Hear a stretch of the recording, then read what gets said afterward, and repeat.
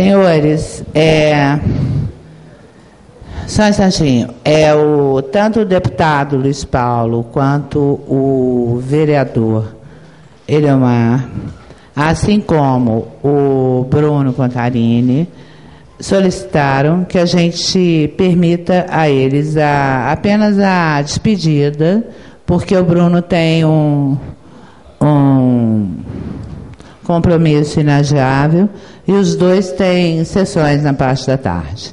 Então, antes do Veronese, aí em seguida, em função dos pedidos aí da plateia, a gente vai fazer um intervalo em torno de 1h30, tá?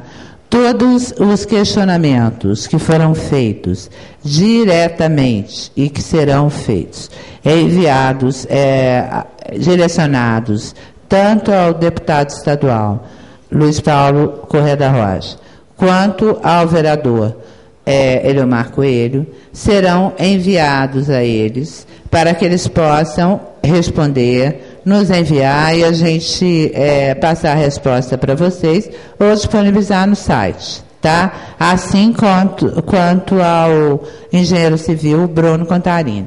Mas não tem como a gente dar continuidade, aí o Veronese vai falar depois do almoço e aí a gente vai apresentar a Ana Amélia, que é a representante da sociedade civil que está presente, e aí começarão as perguntas de hoje. Tá? Então vamos passar a palavra para o vereador Eliomar Coelho, para ele fazer suas despedidas. Obrigado. Bom, eu pretendo ser rápido, não é? Até porque, primeiro, ressaltei na minha intervenção a importância exatamente de uma lei ou uma legislação sobre este assunto.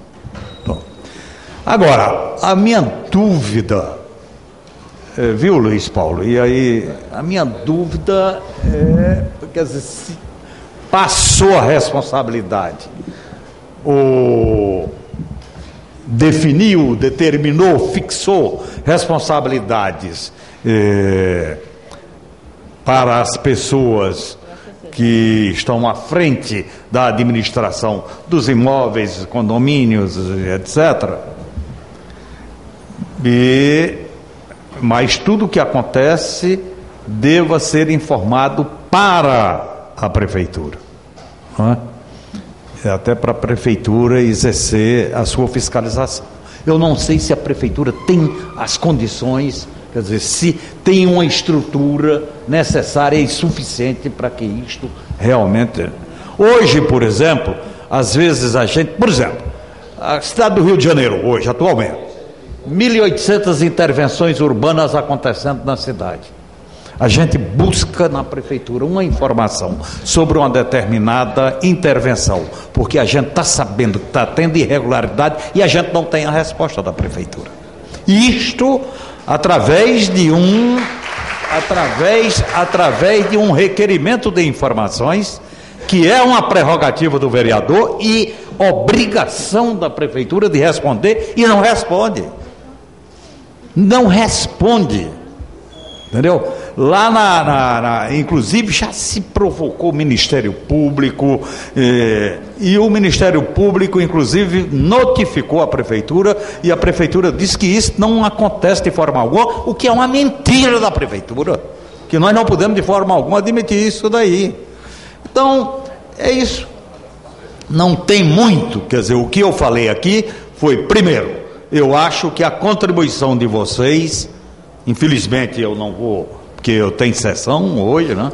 Infelizmente eu não vou poder assistir, mas eu acho que a contribuição que vocês poderão dar é importantíssima. Uma outra coisa, eu acho que caberia, por exemplo, era uma audiência pública, entendeu? Exatamente com esses protagonistas que são citados aí, que tem a ver diretamente com essa questão, representar síndicos de edifício. Eu acho que é realmente um pessoal importantíssimo para a gente ouvir em relação a esse projeto, Porque estão eles lá com a mão na massa, sabem no dia a dia, sabem das dificuldades, onde que o calo aperta, isso, aquilo, poderão dar grandes contribuições, né?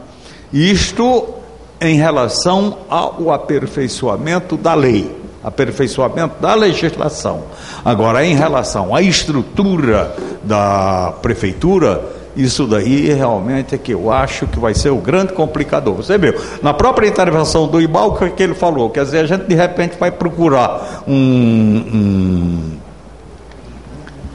uma planta na prefeitura de um determinado edifício e não tem, né? Por exemplo, a prefeitura do Rio de Janeiro, eu sei que parece que ela começou a fazer isso, não sei se terminou. Quer dizer, tudo que existe no nosso subsolo, quer dizer, é de desconhecimento. É inadmissível uma cidade como o Rio de Janeiro não existir um órgão que ofereça para você informações sobre o que existe no subsolo. Até porque, por exemplo, eu sou morador de Botafogo. Botafogo é exemplo de caos urbano, por conta das autorizações irresponsáveis dadas pela prefeitura, cujos empreendimentos são autorizados quando você tem absoluta certeza que a infraestrutura projetada e instalada não é necessária e suficiente para atender as demandas daqueles novos empreendimentos. É por isso que quando anuncia no rádio que vai chover, você já vê tampa de bueiro voando lá em Botafogo. Então, eu acho que nós precisamos tratar assuntos, não é, com seriedade, e eu acho que está sendo. Aliás, o que eu quero dizer é uma coisa muito clara, entendeu?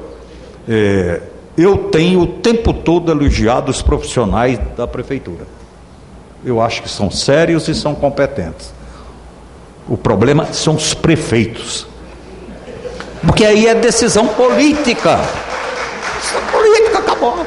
Quer dizer, o cara resolve adotar uma determinada postura e passa por cima de tudo, de todos, isso, aquilo. A gente, quando às vezes a gente pega determinado processo para analisar, a gente vê que o técnico da prefeitura foi contra. Quando o processo passou pelas mãos dele, ele foi contra a se fazer, adotar aquele tipo de procedimento. E quando chega lá na frente, se passa por cima do que o técnico responsável recomendou. Então, eu acho que isto é que tem que mudar, esta cultura que tem que mudar, entendeu? Esta cultura que tem que mudar, porque se não mudar esta cultura, não adianta tentar mudar a cultura através de legislação. Não vamos conseguir mesmo, infelizmente, entendeu? Eu lamento profundamente, eu sou legislador, tenho grandes preocupações com a cidade do Rio de Janeiro, e digo para vocês o seguinte: eu tenho a impressão que pode ir lá na Câmara dos Vereadores, converse com qualquer vereador, pergunta quem é o vereador que tem mais preocupação com as coisas que acontecem na cidade do Rio de Janeiro. Todos eles vão dizer, é o vereador Eliomar Coelho. Tenho larga experiência nisso daí, não é? A cidade do Rio de Janeiro não tem plano diretor. Esse plano diretor que saiu página inteira na mídia, isso, aquilo, é uma farsa montada, porque plano diretor não se faz da maneira como eles apresentaram que fizeram. Plano diretor exige no mínimo um diagnóstico, a fotografia de como que a cidade existe na atualidade, né? Para você, em cima disso daí, com os dados que você tem nas mãos, com os dados que você obtém indo a campo, até para você sair fazendo aí as comparações. Então aí você começa exatamente a trabalhar uma feitura de um plano diretor. Quer dizer, uma cidade que não tem plano diretor, não tem um plano diretor de transportes, uma cidade que quem comanda a política urbana é exatamente as empreiteiras, estão fazendo o que querem, entendem na cidade do Rio de Janeiro. No Rio de Janeiro, sabe o que está acontecendo?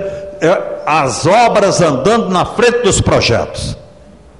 Isso é um absurdo para nós que somos, é uma agressão para nós que somos engenheiros. Para nós, eu como engenheiro me sinto agredido quando eu vejo que uma obra está andando sem projeto, o projeto está atrás. E a gente está assistindo isso através dessas a gente vê muito isso, tal das Transolímpica, Transoeste, Transisto, Transcarioca, só não tem transparência. Entendeu?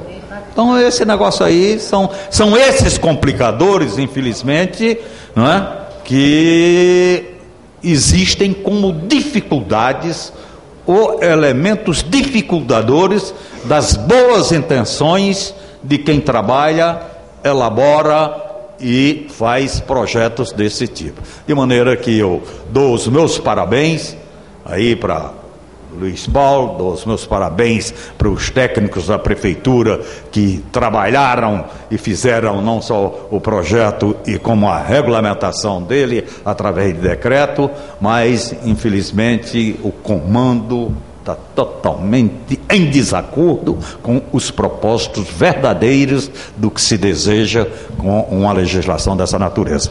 Eu peço desculpa a vocês, muito obrigado aí pelo convite, acho louvável, acho que o Clube de Engenharia tem que fazer mais atividades para discutir a cidade do Rio de Janeiro e o que está acontecendo nessa cidade, entendeu? E chamando exatamente esse pessoal da prefeitura para cá, porque apesar de ser servidor da prefeitura e de ser técnico, mas também tem que ter responsabilidade não só como técnico, mas acima de tudo responsabilidade como cidadão e cidadã na frente da administração da cidade do Rio de Janeiro. Muito obrigado. Ô Elmar, fala. Dia 5 e 6 já está marcado o 3º seminário sobre a matéria, onde a gente vai abordar as concessionárias, as exigências das mesmas em relação aos laudos de autovistoria, assim como a área ambiental, que ela está inserida meio que por baixo dos panos, e que a gente vai se responsabilizar. Nós seremos responsáveis exatamente por incluir nos nossos laudos. Inclusive, eu tenho tanto um procurador ambiental como o procurador-geral me forneceram essa informação. Eu queria passar a palavra agora agradecer, viu, valeu, Elmar, e passar a palavra para o deputado Luiz Paulo, para ele fazer as suas considerações finais. Bom, primeiro, mais uma vez, agradecer o Clube de Engenharia o convite. O Clube de Engenharia tem discutido os diversos aspectos da cidade, da região metropolitana e do Estado. Tive recentemente aqui uma sexta-feira discutindo a questão da inexistência de planejamento de transportes na região metropolitana. Tenho severas críticas à atuação do governo do Estado e muitas vezes da Prefeitura da cidade do Rio de Janeiro. Tenho uma posição firme contrária à demolição da perimetral, mas tudo isso não é objeto da nossa discussão hoje. É um debate que eu me interesso, que aprofundo, que faço dentro do parlamento e fora do parlamento. Especificamente em relação à lei de autovistoria, é que o Código Civil já dava responsabilidade, né, ao ente privado pela manutenção dos seus prédios.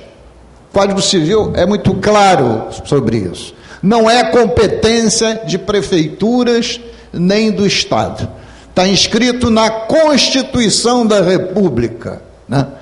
De dentro do muro para dentro, a responsabilidade é privada. Do muro para fora, a responsabilidade é pública. Isso não compete nenhuma lei definir, porque já está definido de muito. Então, nós não poderemos querer que a prefeitura seja responsável por fazer vistorias de manutenção em edifícios. É dar ao ente público um dever que ele não tem, em detrimento de outros deveres que ele tem, e mesmo tendo, não cumpre. Então, essa é a questão clara, sob o ponto de vista da autovistoria.